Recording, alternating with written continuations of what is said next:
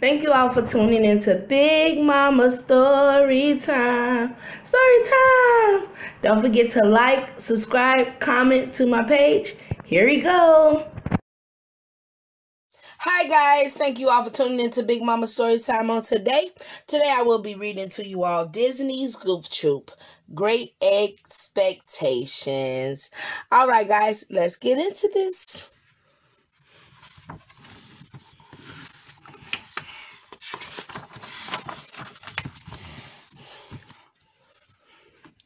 It's not fair, Max grumbled. He was standing on the shore of Fossil Lake, where he had just freed the wild duck that had been his pet. His father said he had to let the duck go. Poor Max. His father never liked the pets he brought home. Just then, Max noticed something large and pink and purple. It's a giant egg. But where's the mama? He said to himself. Max looked around for a large bird one that could be the egg's mother. There wasn't a bird in sight, so he decided to take the egg home. It needs me, Max declared, happily lifting the big egg. Okay, Max, taking the neighbor eggs. When Max got home, his dad was busy cooking supper. That you, son? Goofy called. Hi, Dad, Max said quickly as he hurried through the kitchen. He struggled up to his room with the egg. I won't tell Dad about the egg yet, thought Max, but wait until I show PJ. Max called his best friend and told him to come over right away. PJ lived next door. PJ was shocked when he saw the egg. If that thing hatches, the bird is going to be huge, he exclaimed. Will your dad let you keep it? I hope so, Max replied with a sigh. To keep the egg warm, Max covered it with a blanket and earmuffs. Then he and PJ went downstairs to eat. PJ was staying for supper.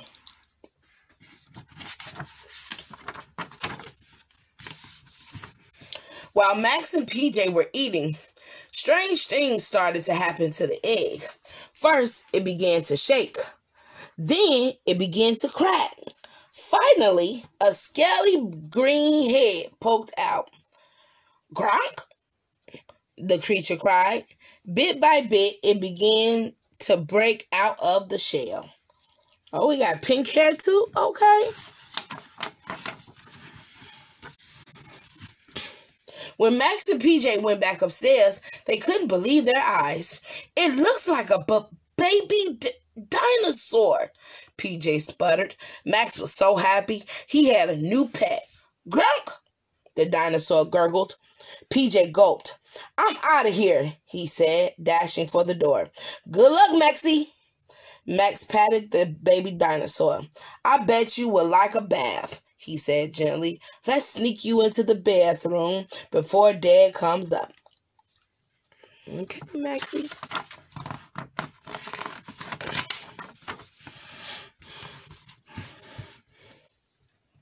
Gee, I wonder what I should name you, said Max as his new pet splashed in the tub. I bet you're a boy, dinosaur. Just then, the baby dinosaur dunked his head in the water and started blowing bubbles. I've got it. I'll call you Bubbles, said Max. Now, if only I could figure out a way to tell Dad about you. Late that night, Bubbles left Max sleeping in his room to go exploring. Soon, he poked his green head into Goofy's room. Goofy was snoring so loudly that the windows were rattling. Bubbles crept closer to the bed to see what was making all the noise. Goofy woke him up, huh? To Bubbles, Goofy looked just like Max. When he saw Goofy, he gave him a big hug, friendly lick. Goofy slowly opened his sleepy eyes. A monster! Goofy screamed. Seeing Bubbles, he leaped out of bed in terror. As he jumped, a lamp fell to the floor with a crash. Arp, arp. Bubbles whimpered, scampered by the noisy commotion. He more afraid of you than you are of it, Goofy. The noise woke Max up. He rushed to Goofy's room to see what was going on. "Stay back, son," Goofy warned. "Don't hurt him, Dad," Max cried. "He's my pet." "Your what?" yelled Goofy. Max quickly told his father the whole story about Bubbles. Then he begged to keep him. "But he's some kind of dinosaur, son," said Goofy. "He belongs in a museum or in a zoo." "I'll take good care of him," Max pleaded. "I promise." Finally, Goofy gave in. "Aw, shucks. You can keep him as long as he stays out of trouble," he said, "and doesn't get too big." Max beamed. "No problem," he said happily. "I mean, how big can he get?" "Don't say that. He is a dinosaur." See? In no time at all, Bubbles grew very big. He loved food, especially marshmallows. Finally, Goofy had had enough. "He's eaten 1,000 bags of marshmallows, 400 cabbages, 10 houseplants, and the remote control," Goofy said with a groan. "Sorry, son, but we just can't keep him anymore. And it's not fair to keep Bubbles cooped up in the house like this anyway." Max knew his dad was right. "Okay," he said sadly. "I'll take him back to Fossil Lake tomorrow." He did grow big, y'all. Look how big he got. Shoot, he was real small at first.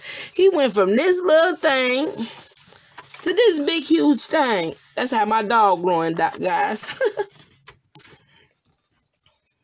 Late that night, while Max and Goofy were sleeping, Bubbles woke up and wandered outside.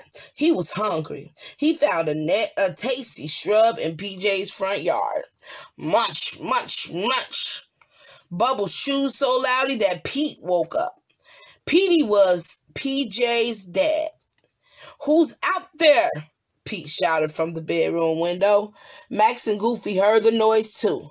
They ran outside and saw Pete chasing Bubbles with a broom. PJ was up and chasing his father. Max was scared. "Dad, we gotta save Bubbles," he cried. Save Bubbles? Well, he is nice. Goofy had an idea. He and Max jumped into their old jalopy and took off. Goofy headed straight for Fossil Lake. "But Dad," Max shouted, "they went the other way." "Don't worry," said Goofy, and he zoomed on down the road. Meanwhile, Bubbles ran until he was trapped in a dead-end alley. "Gotcha!" Petey growled. "You miserable monster!" "Don't hurt him!" PJ begged. "He's just a baby." Suddenly, they heard a terrifying roar behind them. It was a dinosaur as big as a house. With Goofy and Max on top, "Bubbles, meet your mama," said Max with a grin. The giant dinosaur lowered her head and nuzzled Bubbles on the cheek. "Where did you find her?" asked PJ. "I figured if there was an egg at the lake, there had to be a mama somewhere," Goofy said proudly. Pete looked dazed. 2 dinosaurs in one night were too much for him. "I'd better get Dad home," said PJ as he led Pete away. He was like, "What the mess?" I would have said the same thing, guys. Later, Max and Goofy watched as the 2 dinosaurs swam off into the lake together. "Max, you took good care of Bubbles," said Goofy. "I'm proud of you. It's time we got you a real pet." "Great," said Max. "How about a boa constrictor? Maybe a tarantula." "A tarantula?" Goofy choked. "Now just a gosh darn minute, son." All right, guys. That is the end of Disney's Goof Troop, A Great Expectations. I hope you guys like this book. Please don't forget to like, share, comment, and subscribe to my page if you haven't done so already. Thank you guys for the support. I appreciate it. Bye.